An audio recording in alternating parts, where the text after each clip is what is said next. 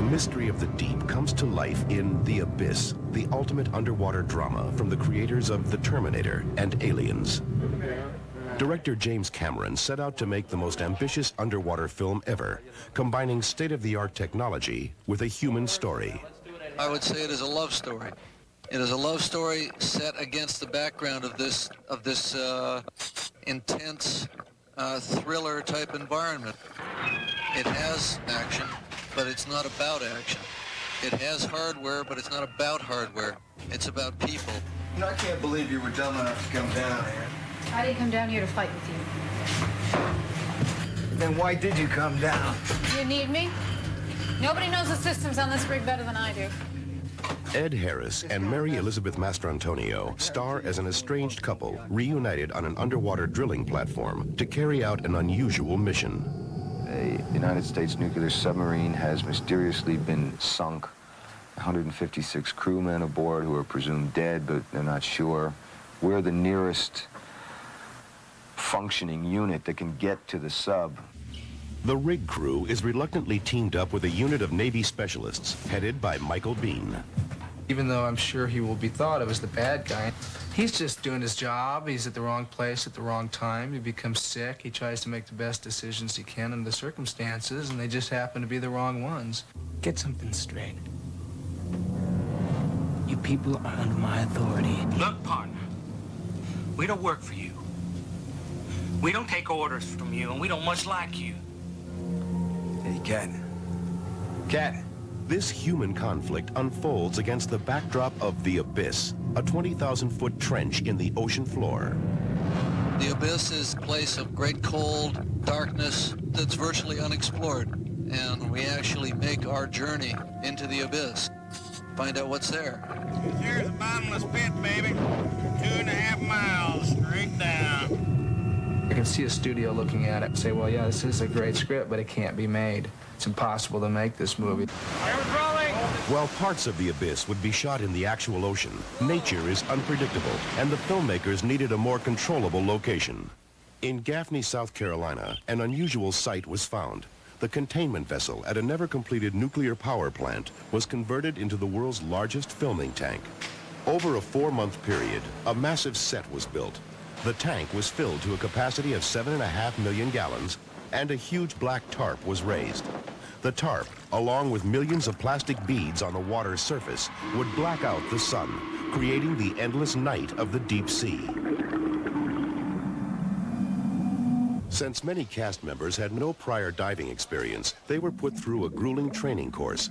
They would be spending up to 10 hours a day below the surface and had to be prepared for any potential emergency. The actors were outfitted with revolutionary new dive gear designed specifically for the film. Jim Cameron asked us to come up with a helmet that incorporated a very large faceport so that you could see the diver's face, recognize who the person is that's in the diving helmet, which in this case is very important for the film, to see who the diver is. A normal diving mask, it takes a little while to recognize someone. In this, it's instantaneous. Each helmet also contained a military-spec microphone, allowing the filmmakers to record dialogue underwater for the first time. All right, just continue forward along the hull.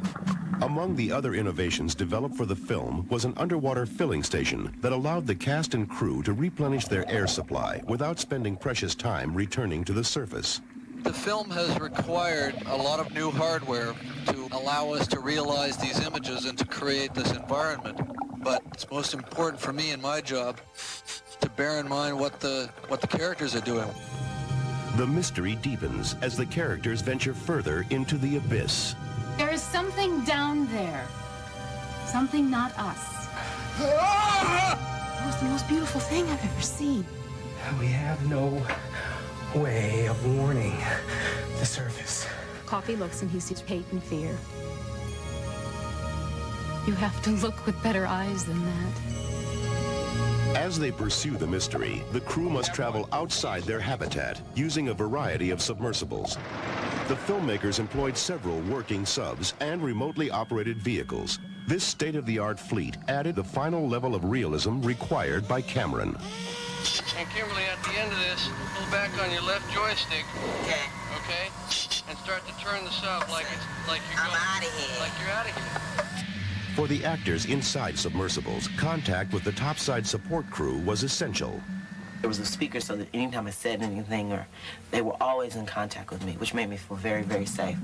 The thing I did absolutely have to know was the controls so far as the life support system. Oxygen is at 20.5%. Safety was a key concern during the filming. In addition to the routine hazards of working underwater, some scenes had additional elements of danger. In one instance, the script called for a precarious free fall down the endless wall of the abyss.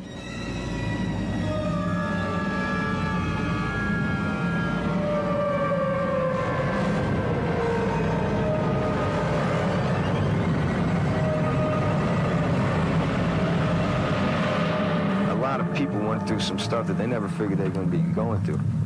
But we always felt pretty secure because we had divers working with us that were responsible for our safety. And these guys were like angels, man, because they were great. Every shot had its unique requirements and involved a certain amount of experimentation. The technical complexity was staggering. Obviously, if you have some kind of difficulty, do whatever you have to do. Get off if you want to. I had my doubts that all of it could come together. There were so many breakdown possibilities, and it was all so new that I mined simultaneously.